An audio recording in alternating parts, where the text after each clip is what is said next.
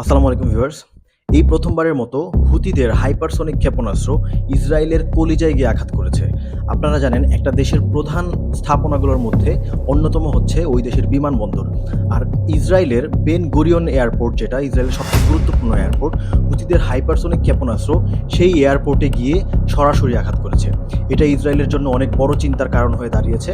এবং সবচেয়ে গুরুত্বপূর্ণ ব্যাপার হচ্ছে, আপনারা জানেন ইসরায়েলের অত্যাধুনিক আকাশ প্রতিরক্ষা ব্যবস্থা আয়রন ডোম, ডেভিড স্লিং, অ্যারো 3 এই ৩টা প্রতিরক্ষা ব্যবস্থা সহ টোটাল ৪ স্তরের নিরাপত্তা ব্যবস্থা ভেদ করে হুথিদের হাইপারসনিক ক্ষেপণাস্ত্র সরাসরি ইসরায়েলের বেন গুরিয়ন এয়ারপোর্টে গিয়ে আঘাত করেছে। বহু হতাহত হওয়ার সাথে সাথে সবচেয়ে গুরুত্বপূর্ণ ব্যাপার যেটা হচ্ছে যে সব ইন্টারন্যাশনাল ফ্লাইট ক্যান্সেল করা হয়েছে। তবে এই ঘটনার সবচেয়ে উল্লেখযোগ্য বিষয় হচ্ছে যে হুথিদের কাছে হাইপারসনিক ক্ষেপণাস্ত্র আছে এবং সেই হাইপারসনিক ক্ষেপণাস্ত্র ইসরায়েলের সকল আকাশ প্রতিরক্ষা ব্যবস্থাকে ভেদ করে গিয়ে আঘাত করতে পারে। এটা হচ্ছে সবচেয়ে গুরুত্বপূর্ণ বিষয়।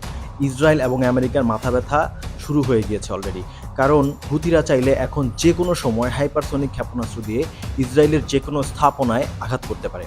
আপনারা জানেন হাইপারসনিক ক্ষেপণাস্ত্র হচ্ছে একটি অত্যাধুনিক ক্ষেপণাস্ত্র, যেই ক্ষেপণাস্ত্র শব্দের গতির তুলনায় 10 গুণ বেশি গতিতে চলে।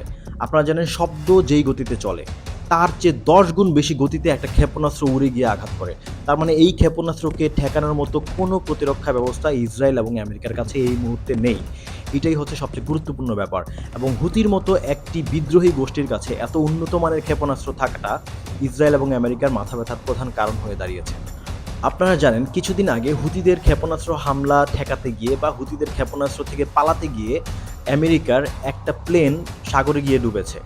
মানে হচ্ছে হুতিদের ক্ষেপণাস্ত্র থেকে পালানোর জন্য তাড়াহুড়া করে পালাতে গিয়ে সেটি সাগরে নিমজ্জিত হয়ে ডুবে গিয়েছে। দর্শক, আপনারা আপনাদের মতামতটা আমাকে কমেন্টে জানাবেন। আর হুতিদের এই যে আক্রমণ, হুতিরা যে এই ইসরায়েল এবং আমেরিকাকে কন্টিনিউ আক্রমণ করে যাচ্ছে, এই বিষয়টা আপনারা কিভাবে দেখেন সেটা আমাকে কমেন্টে জানাবেন।